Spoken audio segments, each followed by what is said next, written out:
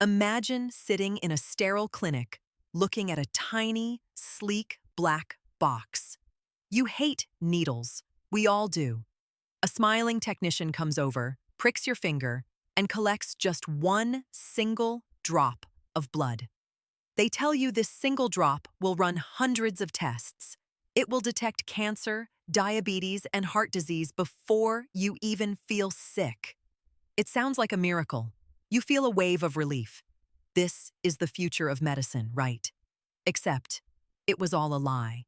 That machine did not work. The tests were failing, and real people were getting terrifying, fake medical results based on nothing but hype and a billionaire's confidence. The promise was simple but revolutionary. Theranos claimed to discard the old, painful way of drawing blood.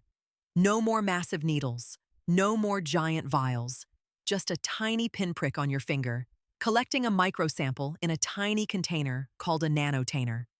This small sample would be analyzed by their proprietary black box machine, named Edison. It was sleek, fast, and supposedly cheaper than anything on the market. It promised to democratize healthcare. The founder, a young Stanford dropout dressed in black turtlenecks, promised that regular people would have total control over their health. It was a beautiful dream. How did some of the smartest people in the world fall for this? Well, look at the presentation. Silicon Valley has a long history of fake it till you make it. We accept it when software companies do it. We expect early prototypes to be buggy. Plus, the founder looked and spoke like the next tech savior. She had a deep, authoritative voice and an intense, unblinking stare. She was on the cover of prestigious business magazines. Profiles hailed her as the youngest self-made female billionaire. The media fell in love with the narrative. If everyone else is calling her a genius, who were you to doubt her? It felt safer to believe than to ask hard questions. The trust did not just come from magazine covers. It came from the ultimate crowd of protectors. The board of directors was a fortress of political and military power. Former secretaries of state, legendary generals, and high-profile senators.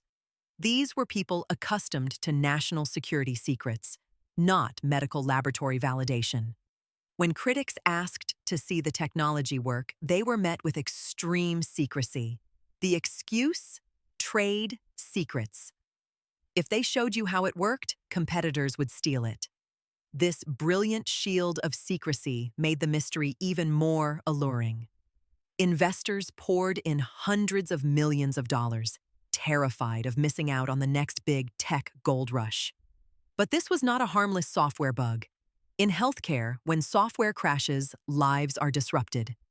Theranos rolled out its testing wellness centers in major pharmacy chains. Real people went in for routine checkups. Some received results falsely claiming they had prostate cancer. Others were told their pregnancies were failing when they were perfectly healthy. People stopped taking life-saving medications based on wrong data. Imagine the terror of receiving a false positive for a deadly disease, or the false security of a clean bill of health when you are actually sick. The cost was not just measured in the billions of dollars lost by investors. It was paid in raw, human panic and shattered trust. The illusion could not last forever. Inside the secure labs of Theranos, employee whistleblowers saw the truth every day. The proprietary Edison machines did not work.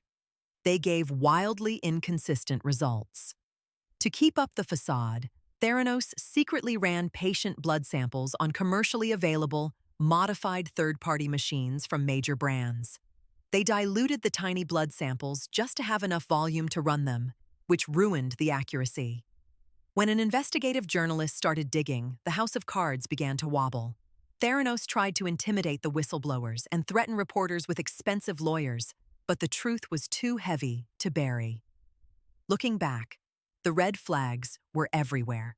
Why were there no peer-reviewed scientific papers proving the technology worked? Why was a board of political heavyweights overseeing a medical testing company instead of scientists? Why was the lab off-limits to external experts? In Silicon Valley, stealth mode is a badge of honor. But in medicine, Extreme secrecy is a hazard. We wanted to believe the miracle so badly that we ignored the basic rules of science. We chose a beautiful story over hard evidence. Today, Theranos is a cautionary tale of ultimate corporate deception. The company collapsed, the high-flying founder was convicted of fraud, and the once celebrated brand became a symbol of greed and dangerous ambition. But the trap has not disappeared. Every day, a new charismatic founder promises a miracle technology that will change the world. They use the same buzzwords, the same high-prestige endorsements, and the same wall of secrecy. Next time someone offers you a miracle with no proof, ask yourself, are you buying a revolution? Or are you just falling for another beautiful story?